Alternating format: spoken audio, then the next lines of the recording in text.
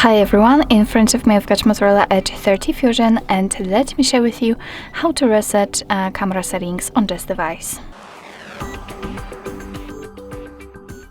So first of all, let's open the camera app, and here it doesn't really matter if we will be on the photo mode, video mode, and so on and so on. Just enter the settings which are in the right upper corner. What's more, a quick disclaimer, I forgot about it.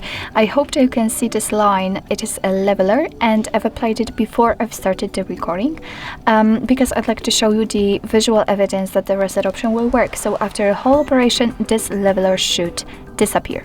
So as I said, let's enter the settings in the right upper corner. Now let's tap on About, and here we've got the reset option. So let's tap on Reset again, and actually nothing happened. But let's go back to the camera and check, and as you can see, the leveler is not visible anymore, which simply means that we just successfully reset all camera customizations.